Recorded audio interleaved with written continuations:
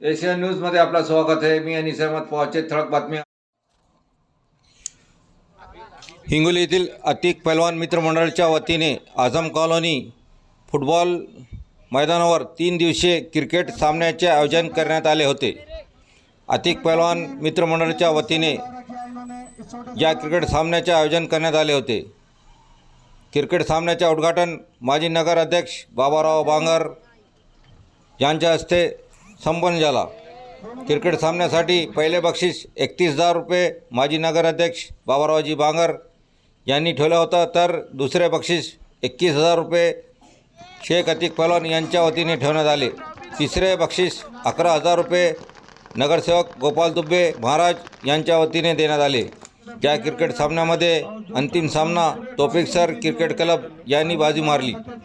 बक्षीस वितरण कार्यक्रमामध्ये प्रमुखपणे म्हणून रोहन बाबारावजी बांगर, साजिद खान लाला, नफीस पैलवान, शेख अवैस, शेख अतिक पैलवान, मुश्शू पठान, शेख उबैद, शेख फैजान, ॲडव्होकेट तौसिफ, अदनान पैलवान हे उपस्थित होते.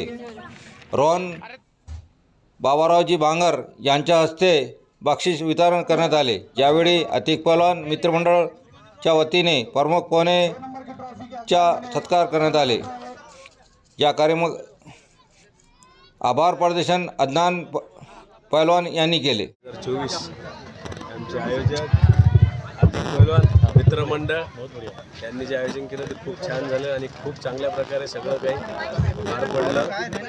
आता हे फर्स्ट होतं. त्याच्यानंतर आणखी मोठं घेऊ. आणि उबेद कुठे उबेद फुटबॉल के मैच लेने के बोल दूँ क्या और अभी 1 या 1.5-2 महीने बाद फुटबॉल के मैचेस भी लेने के यहाँ पे, तो उनके लिए भी हम बहुत बड़ा आयोजन करेंगे और हमसे जो भी सहकार्य बनता है हम उनको पूरा करेंगे और अगले साल भी इससे बड़े और मैचेस रखेंगे. चिराग शैली के परंपरा चालू करेंगे. और चिराग शैली के जो हमारे बड़े भाई नफीस पैलवान अभी बोले कि चिराग शाह पे बोले कुश्ती का चालू करने का, तो उसके लिए भी मैं बोलता अंकल मेरे से जो भी होता तुम बोलना और मैं वो करना बस. बिल्कुल.